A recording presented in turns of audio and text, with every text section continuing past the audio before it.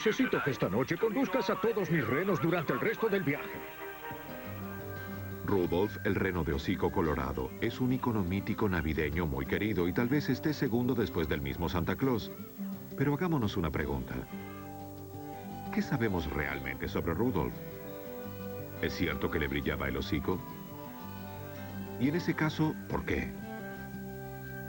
¿Y qué sabemos sobre los renos mismos?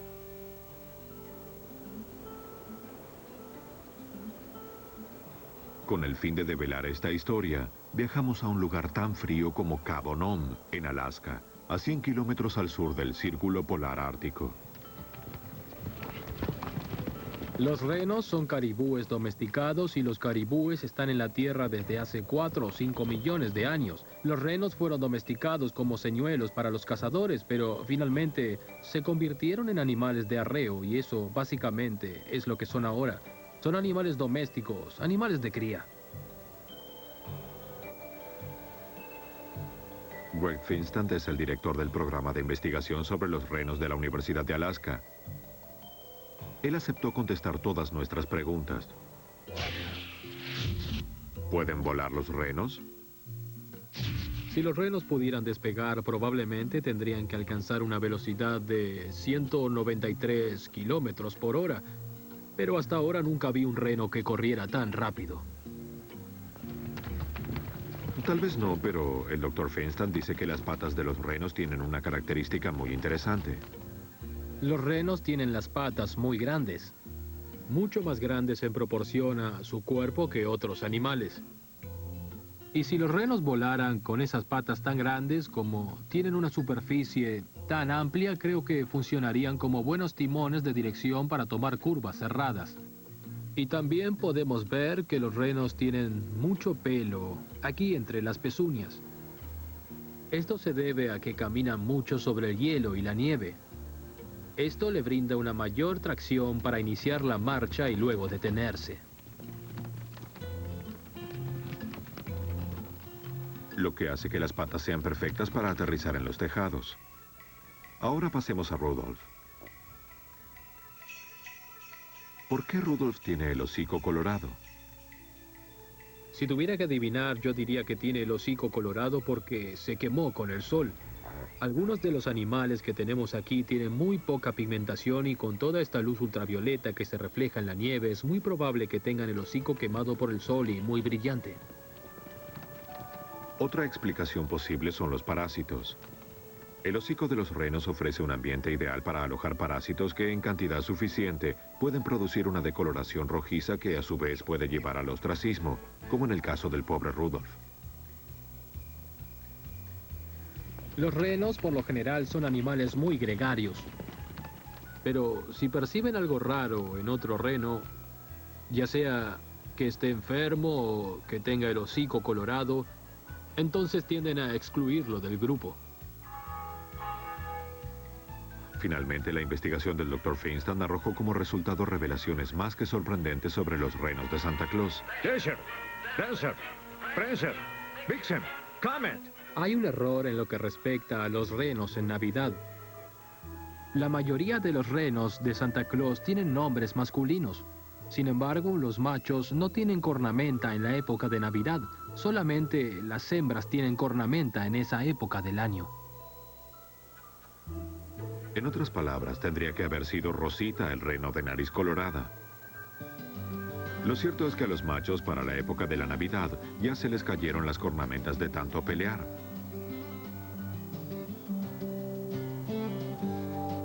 Pero las hembras necesitan proteger a sus crías y por eso tienen cornamentas.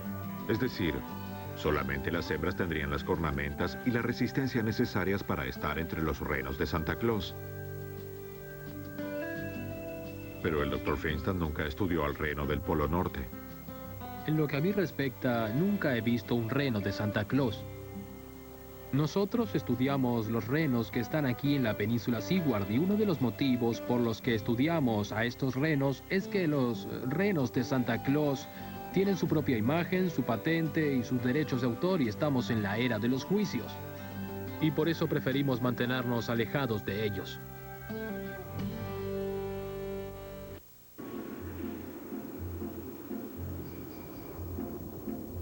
La nieve hace que la Navidad parezca realmente una Navidad.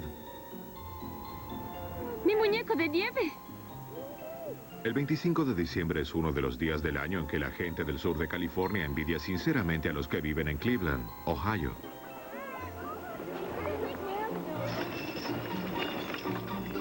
Lo que nos lleva a nuestra primera pregunta en lo que respecta a la nieve. ¿Cuán cerca estamos de concretar el sueño de producir Navidades blancas garantizadas?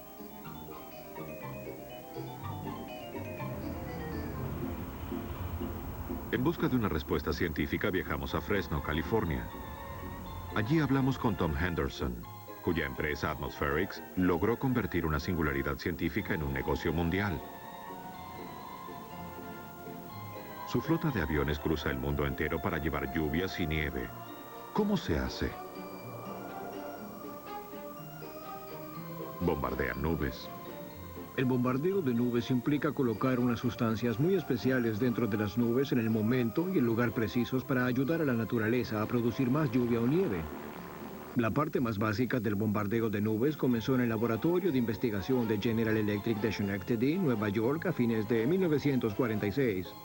Tom Henderson se ofreció para hacer una pequeña demostración para nosotros para mostrarnos los principios.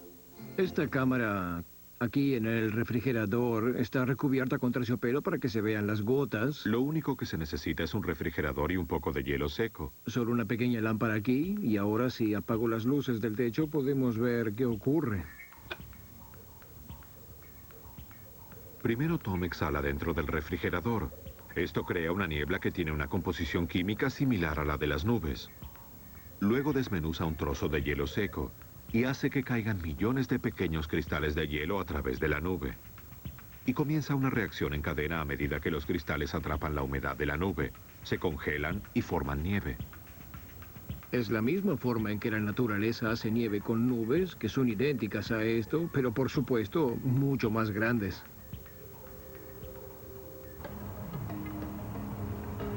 Ahora llegó el momento de poner la tecnología a prueba y convertir Fresno en un paraíso invernal.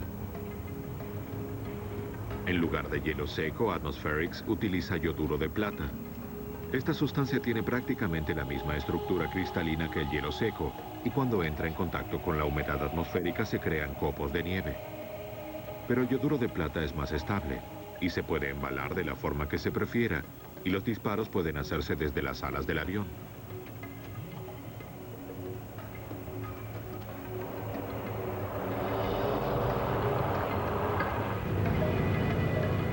Mediante el radar se identifica una nube que contenga humedad. Luego se dispara el yoduro de plata.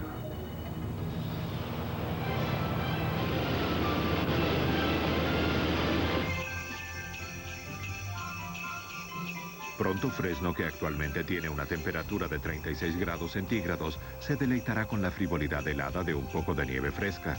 Tal vez dure hasta que aterricemos. Nuestra primera desilusión fue que cuando tocamos tierra no estaba nevando, de hecho ni siquiera estaba lloviendo. La pista estaba tan caliente que se podría haber utilizado para freír un huevo. ¿No sería bueno si pudiéramos hacer navidades blancas a pedido? En lugares en donde la temperatura alcanza los 40 grados centígrados. La única forma de hacer eso es trasladando grandes cantidades de aire frío al sur de los Estados Unidos. Todavía no se nos ocurrió cómo hacer eso, no tenemos la tecnología necesaria. ¿Podremos hacerlo en el futuro? Yo creo que seguramente sí. En conclusión, si viven cerca de Fresno o Phoenix, lo mejor que pueden hacer para asegurarse una Navidad blanca es comprarse uno de estos.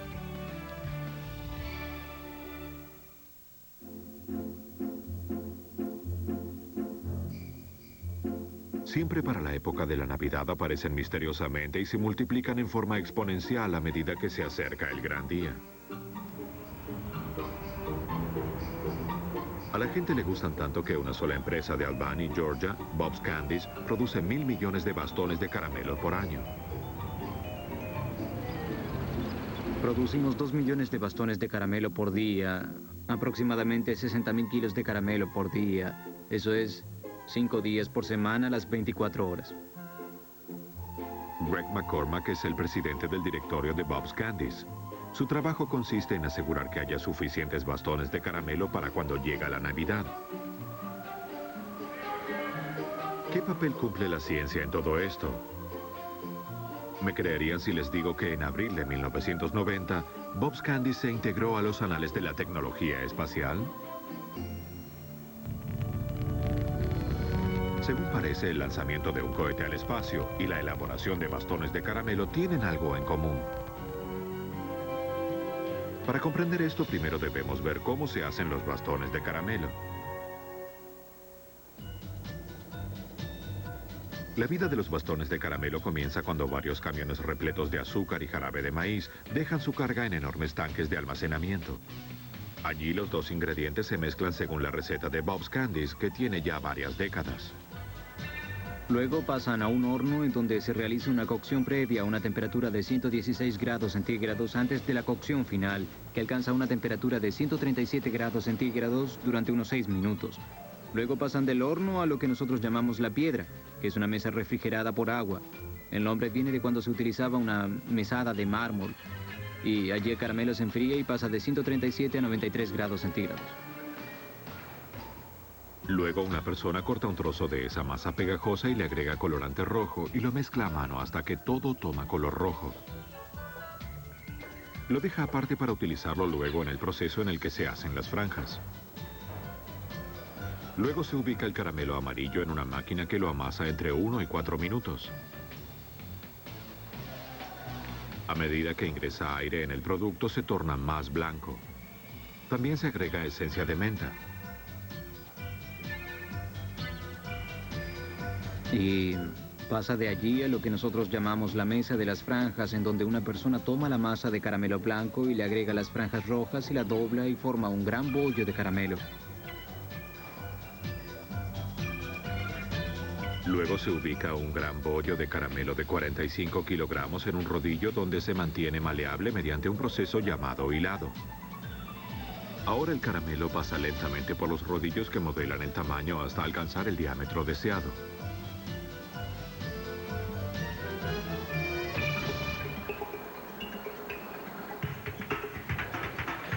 Y luego pasa a lo que se conoce como la máquina Keller, que corta y enrosca el caramelo.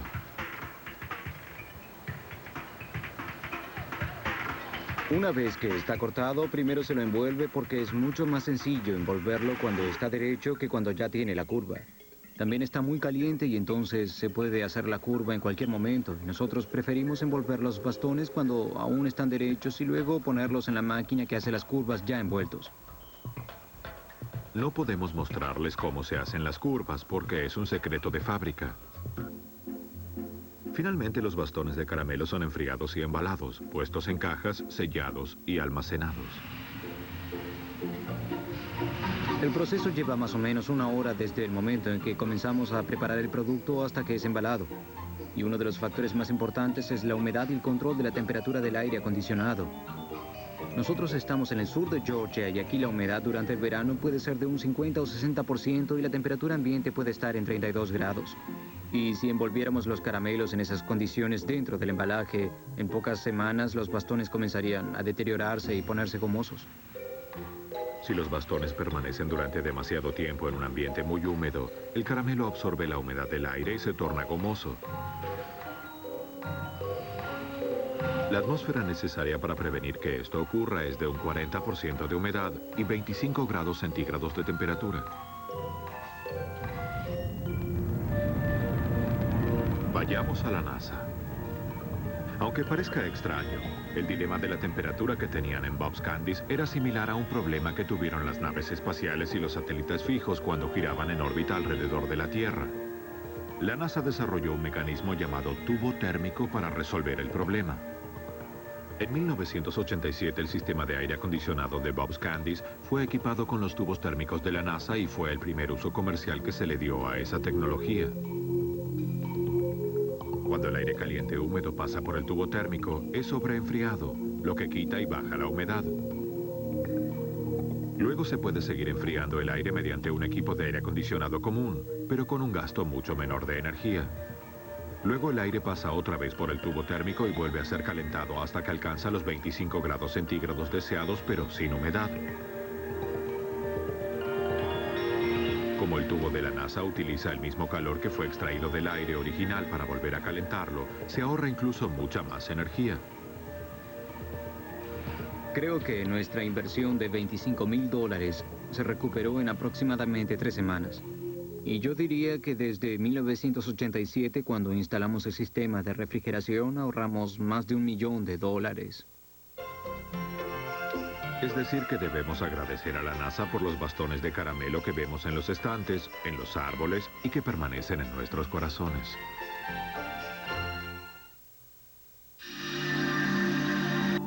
Siempre y cuando huela bien, tenga muchas ramas para colgar cosas y no pierda las hojas durante toda la época navideña. ¿A quién le importa?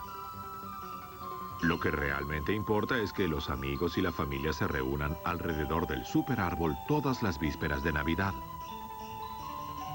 Estos no son árboles en realidad. Lo que cultivamos son recuerdos y tradiciones. Porque la mayor parte de las celebraciones que se llevan a cabo cerca de la Navidad son una parte muy importante de la tradición familiar.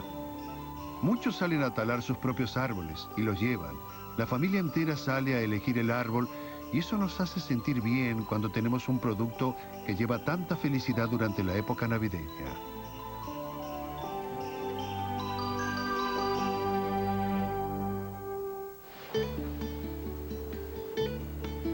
Acabamos de ver cómo la ciencia logró perfeccionar el arte de organizar el día festivo perfecto. Pero hay una contribución que hicieron los científicos que todavía es objeto de debate. Hablamos, por supuesto, de las discusiones que se desatan entre los que eligen y decoran todos los años árboles de Navidad de verdad y los que simplemente se van al garage y desempolvan sus árboles de Navidad artificiales. Y mientras los botánicos de todo el mundo continúan buscando el super árbol, hay una empresa en Nueva Jersey que cree haber creado uno. Este no es un clon de un árbol. En realidad es una réplica exacta de un árbol de verdad, así que no tiene defectos. Mitch Minchello es el vicepresidente de la empresa Holiday Tree and Trim. Su padre Philip fundó la empresa hace 50 años y ahora envía árboles de Navidad artificiales a todo el mundo.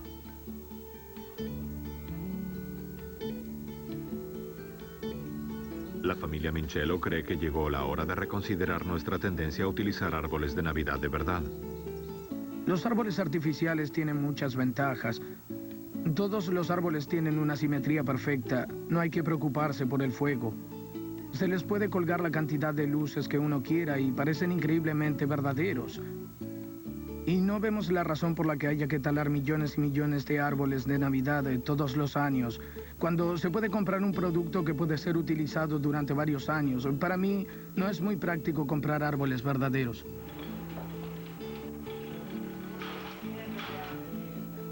No obstante, hacer una réplica de la madre naturaleza no fue una tarea sencilla. Se necesitaron varios años de experimentación con una variedad de materiales y técnicas antes de que Holiday Tree and Trim obtuviera un árbol que pareciera realmente auténtico.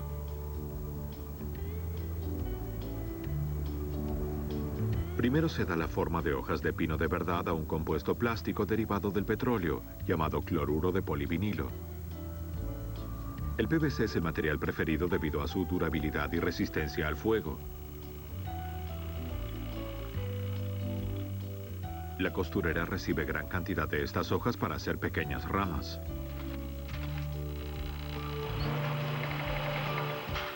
Luego se entretejen las ramas más pequeñas en esta máquina para formar ramas más grandes. Y esto es lo que se obtiene. Tenemos una rama que parece la rama de un árbol. Y hay que hacerla a mano porque hay que seguir cierto procedimiento para que parezca de verdad. Esta fila de ramas se prepara para el armado final. El armado final implica unir las ramas más grandes a una barra de acero que hace de tronco del árbol. En esta etapa se crean diferentes tipos de árboles, simplemente empleando más o menos ramas. Un pino Oregon llega a tener 5.300 ramas. En cambio, un abeto noble puede tener solo 1.200. Y es muy pesado. De hecho, esto que vemos aquí es para sostener la barra. Es tan pesado que ella no lo puede levantar. Al árbol terminado se lo rocía con alguna esencia para que adquiera el olor de los árboles de Navidad antes de que se lo coloque en una caja y se lo envíe al consumidor. Pero más allá de que uno lo tale o lo saque de una caja, comprar un árbol es solo el primer paso para que la casa esté lista para la Navidad.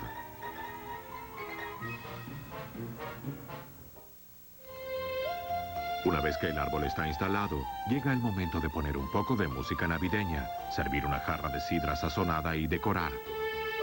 Cuando las luces y los adornos ya están ubicados, solo falta una cosa para que el árbol esté completo: las guirnaldas. En Filadelfia, Pensilvania, hay una empresa que hizo de la fabricación de guirnaldas una ciencia exacta. La empresa comenzó en 1932 con el abuelo de mi padre. En ese momento eran un grupo de personas Dory Jane Kinderman es la directora de comercialización de Bright Star. que hacían pequeños regalos. Ella ayuda a supervisar la producción de literalmente toneladas de guirnaldas. La empresa produce dos tipos básicos: guirnaldas, esas tiras largas de colores brillantes que se pueden colgar en cualquier parte, y carámbanos, esas cintas finitas que terminan de vestir a los árboles bien decorados. La fabricación de guirnaldas cambió mucho desde los primeros tiempos en que se hacían a mano. Las técnicas modernas industriales junto con los avances de la química hicieron de la fabricación de guirnaldas un modelo eficiente de producción en masa. El proceso comienza en la sala de materias primas, que está repleta de cloruro de polivinilo o PVC, el mismo compuesto milagroso que se utiliza para hacer los árboles artificiales. Compramos más de 20 toneladas de material. Lo compramos en rollos. En realidad están hechas de PVC y el aluminio se agrega a los rollos antes de que nos lleguen a nosotros. Luego pasa a las máquinas cortadoras donde se lo corta de diferentes tamaños.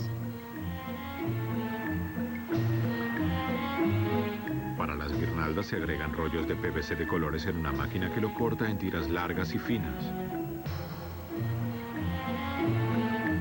Se inserta un alambre para que forme la espina dorsal de la guirnalda. Y luego pasa a una máquina giratoria en donde las hebras se deshilachan y forman una masa mullida.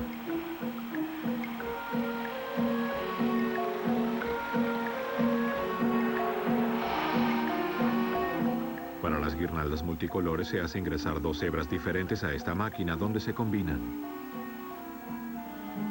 El personal luego mide, corta y embala cada guirnalda. El carámbano clásico se realiza prácticamente de la misma forma, pero con una máquina diferente. Se colocan los rollos de PVC bañados en aluminio en la rejilla para que se los corte en hebras muy finas. Hay una parte del proceso de fabricación de carámbanos que mantenemos como secreto de fábrica, que nadie conoce. Se trata de cómo hacen para guardar todas las hebras prolijamente en sus cajas. Si supiéramos cómo, podríamos producir nuestros propios carámbanos para el año próximo. Somos la única empresa que lo hace de esta manera y lo que tienen de bueno los carámbanos, al menos para nosotros, es que nadie puede volver a utilizarlos. Después de un año están arruinados y la gente necesita comprarlos otra vez. Eso nos mantiene en el negocio. Sí, Y el negocio es cada vez mayor. Producimos más de 4 millones de cajas de carámbanos por año. Hubo años que hicimos más de 6 millones, muchos carámbanos. Podemos producir más de 152 kilómetros de guirnaldas por día. Hacemos más de 45,000 kilómetros de guirnaldas por año. A mi padre le gusta decir que hacemos guirnaldas suficientes para ir hasta la luna y regresar. Son muchos árboles de Navidad.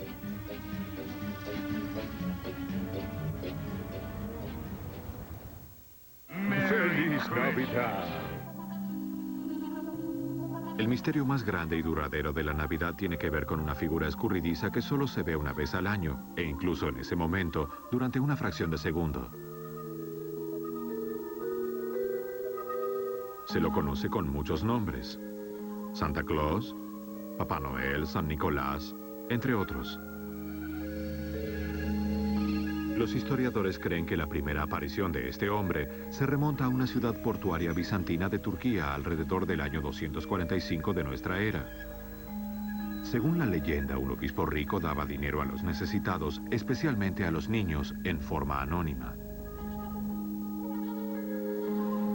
La historia de San Nicolás se difundió en Europa y después de mezclarse con las costumbres populares locales, surgió el ícono regordete y feliz que conocemos hoy en día.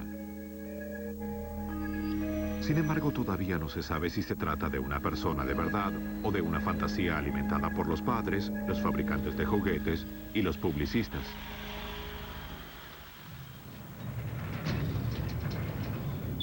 Por suerte, las Fuerzas Aéreas de los Estados Unidos y Canadá están preparadas para rescatarnos de toda esta confusión.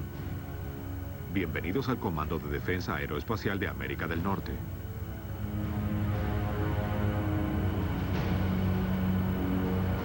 Encerrado en lo profundo de la montaña Cheyenne de Colorado, detrás de puertas preparadas para resistir estallidos nucleares, el comando puede controlar cualquier objeto que vuele cerca del globo.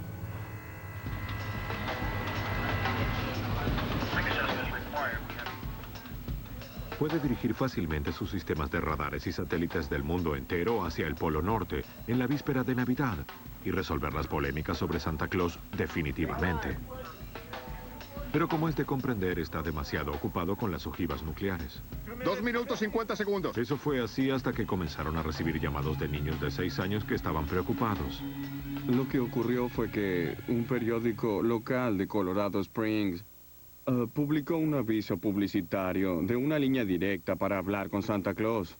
El problema fue que el número que dieron era la línea directa de la Defensa Aérea Continental. El teléfono no paraba de sonar. Después de decir que el número estaba equivocado a los niños desilusionados durante casi toda la noche, el personal del comando decidió que lo mejor era hacer algo al respecto. Y entonces comenzaron a decir a los niños que podían ver a Santa Claus en el radar y que era hora de que se fueran a la cama porque él ya estaba en camino. Desde entonces, cuando se acerca la Navidad, el comando ofrece gustoso su número de teléfono. Incluso se constituyó una fuerza especial, liderada por el mayor Jamie Robertson, para atender las llamadas. Sí, está bien. ¿Alguien puede atender el teléfono, por favor? En este momento Santa Claus está en la costa este. Ahora está cruzando África y está yendo bastante rápido, así que estará allí en unos pocos minutos. También se creó un sitio en internet al que pueden acceder los niños y ver una animación computarizada que describe el viaje nocturno anual de Santa Claus. Todo comienza cuando llega la medianoche y se declara haber detectado actividad en el Polo Norte. Luego aviones CF-18 supuestamente interceptan el objeto desconocido y hacen una identificación visual. Iremos al norte e identificaremos el objeto. Santa Claus es un viejo geniecillo amigable. Suele levantar el pulgar a los pilotos para mostrar que todo está bien. Los pilotos responden inclinando las alas para que él sepa que ellos están ahí por si tiene algún problema. Pero Santa Claus es muy buen piloto. Hace siglos que vuela, así que no creo que necesite ayuda.